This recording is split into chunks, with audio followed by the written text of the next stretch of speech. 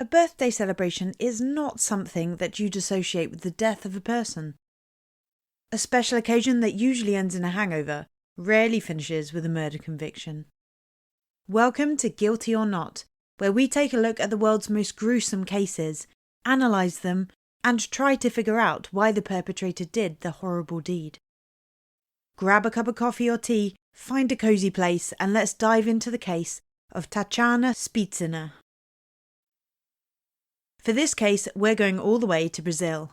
The country's best known for its football talent, the famous Rio de Janeiro Carnival, and overall breathtaking scenery.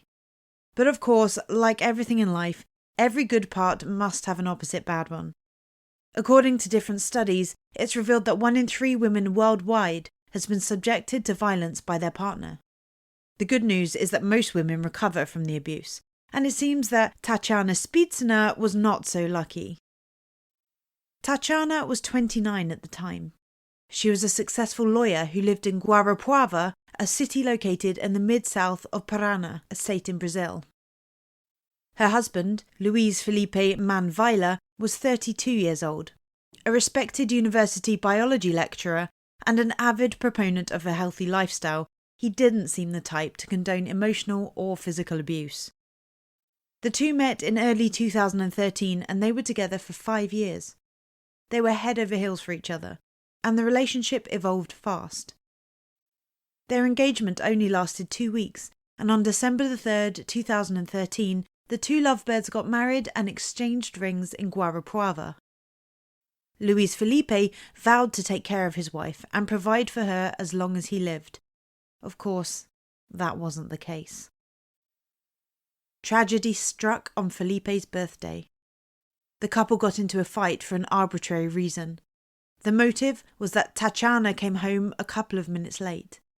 He was already waiting for her impatiently. The two had plans to meet some friends at a local restaurant. Tatiana blamed her tardiness on her nail appointment, but her husband wouldn't hear any of it. When Tatiana walked through the door, the explosive nature of Luiz Felipe emerged.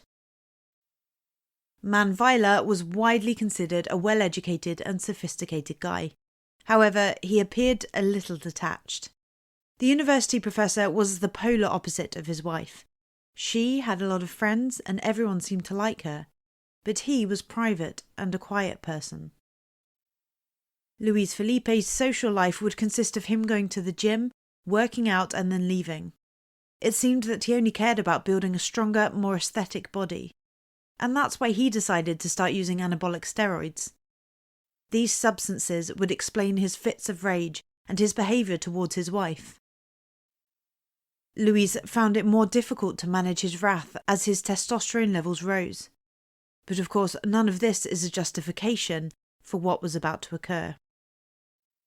Their friends were already at the restaurant when the couple made their appearance. All of them wished Luiz Felipe a happy birthday, and it seemed like the seas had calmed down enough for them both to enjoy themselves.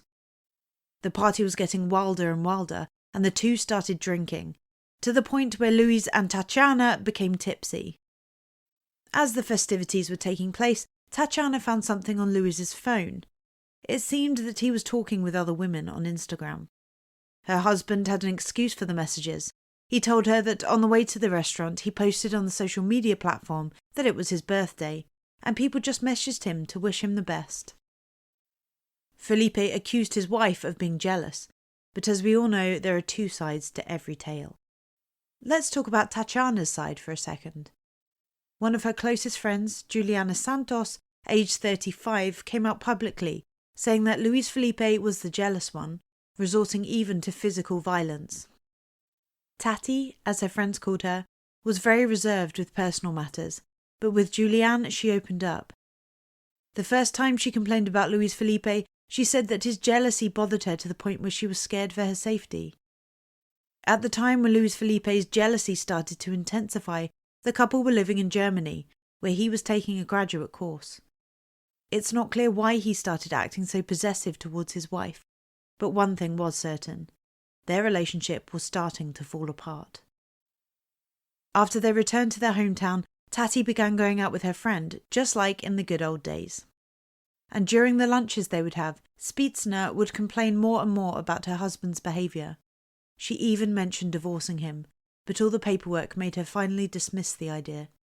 On March the 8th, International Women's Day, Tati and Julianne met at the gym and arranged another outing over coffee. At that time, Tatiana's plea for help intensified.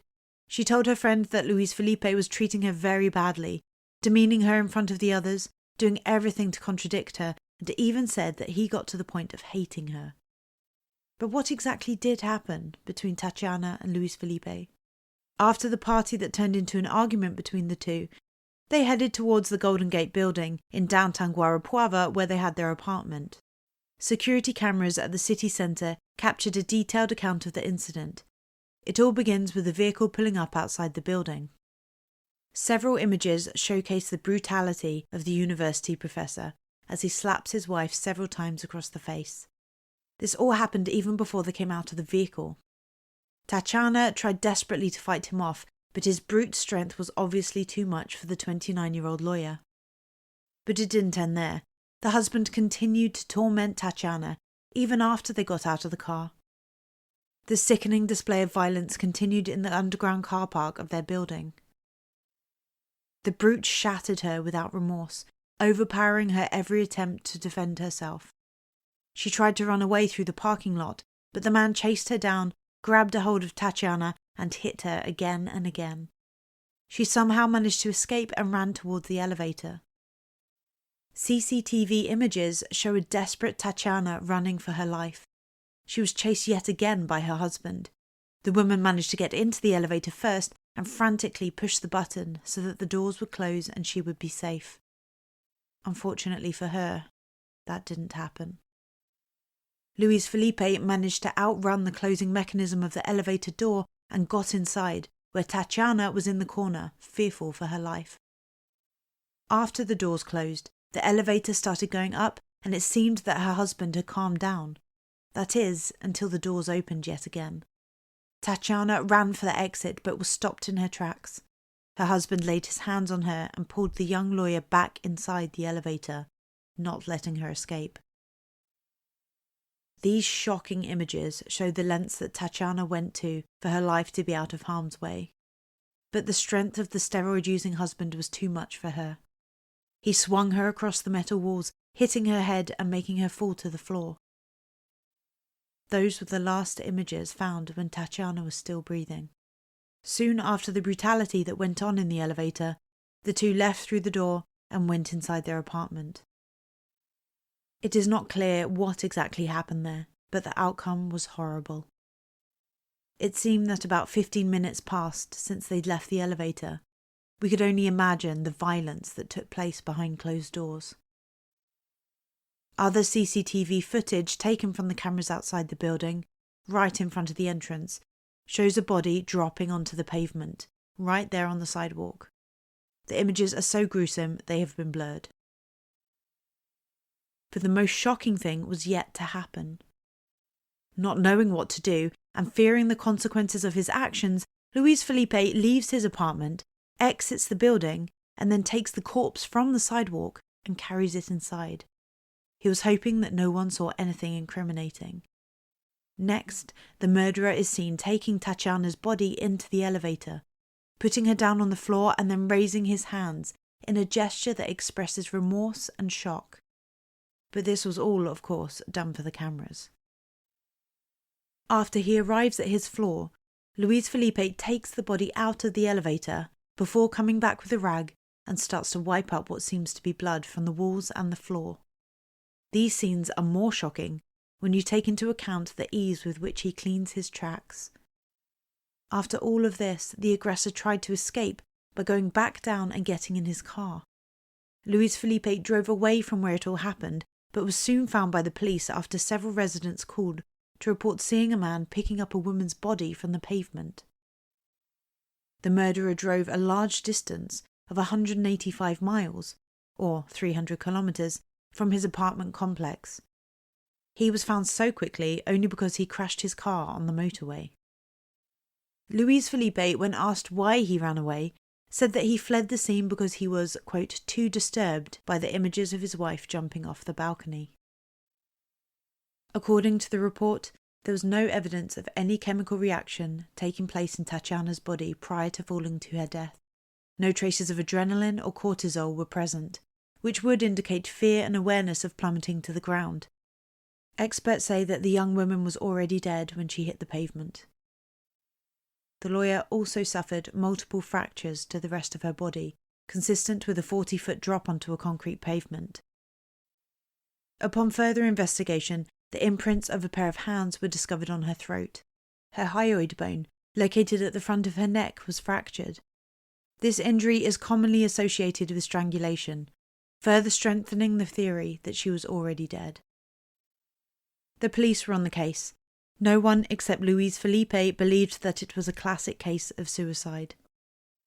Upon investigating, they discovered some horrible facts regarding the way he was treating his wife. He would call her demeaning names like, quote, albino dung, end quote, referring to her paler skin colour. Furthermore, if he did not like Tatiana's attire, he would destroy it, and in order for her to have anything new, he had to approve it. Tatiane Spitzner was subjected to all types of domestic abuse by Manweiler. The suspect did not assist her with any of the household chores, including carrying groceries. He also refused to hire anyone to come and clean the house on a regular basis, once a week, telling her that she would have to do it herself. Manweiler also barred Tatiana from spending her own money, which she had earned as a lawyer. Luis Felipe Manweiler was sentenced to 30 years in jail for murder, following the events of July 2018. Many people would call this a femicide incident. Luis Felipe was also sentenced to 1 year, 9 months, and 18 days on top of the initial sentence for procedural fraud. Since then, he has been behind bars at the Guarapuava Industrial Penitentiary. The trial lasted 7 days, and a jury comprised solely of males found him guilty.